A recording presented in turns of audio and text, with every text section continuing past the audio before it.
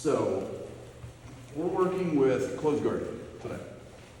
So what I want you guys to think about is how we're gonna pass from this position, right? And more important than that, the thing that I really want to highlight today is just no space, okay? Because I watch a lot of you guys like passing guard and things of that nature, and I see a lot of gaps. There's a lot of errors. Like when I pass your guard, you guys are like, oh my God, you weighs 300 pounds, there's no space, like you're miserable. It's the way it should be. So we have to think like, again, almost always in my mind, I'm bracing, like 2 hands on the lapels here, right? It makes more sense. Like if he already has a grip on my collar, for me to break this with my weak hand is practically impossible, right? So what I like to do when I get in this position before he makes a break or a grip is I want to set myself up here, and as he comes for that grip, I want to catch it, right? This is a concept. It doesn't always work, but if it does, it's a great day, right? So when I get his wrist, I want to use it, and then I want to pin his hip with it, okay? So what I'm gonna end up doing here is I have to lift up a little bit to get my legs free. So I have to transfer. You have to think of me being like a pyramid or a triangle, and I'm sitting on a strong base here, and I'm gonna tip towards him. But when I tip towards him, I'm gonna put pressure into his hip, for example, here and here. My hands are straight. Because I've trapped this hand, this leg, I'm gonna shift my weight a little bit over to my right knee, bring this leg up.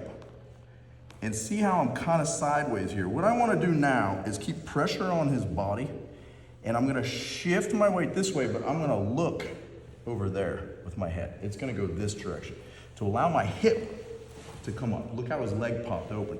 Look how my arm is stiff here, pinning your hip. How's your hip feel? It's stuck. It's hard to move, right? And it's pinned between here. As I ratchet my knee in, his hip is in a very unnatural position, and he doesn't like it.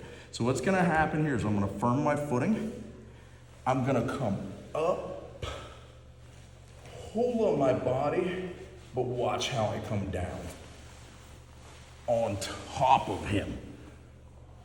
I see so many people do this position and so many people teach this position, and what they show is coming up on this position here, posture up,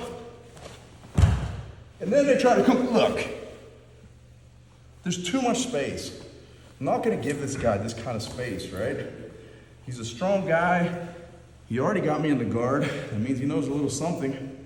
So when I go to pass this position, boom, here, twisting, look at the pressure I'm putting into his body. Look, this is straight, pressure straight into his gut. When I come up, look at my pressure here. And I'm turning his hip. Even go under my leg, it doesn't matter. Look, because I have his hips turned this way. I can stay here, pin his hip. How are you gonna move now? He's gotta turn his hip, right? Boom. And then I'm right up. Make sense? So again, from the beginning. The important thing is keeping pressure through his hip so it doesn't follow me up. What do I mean?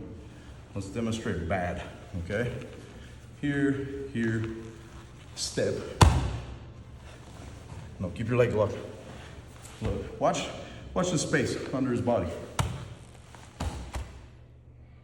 Now, what do you think is gonna happen?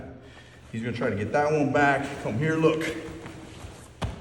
Very bad time for me, all right? Watch when I do it the right way. You'll not see daylight under here, okay?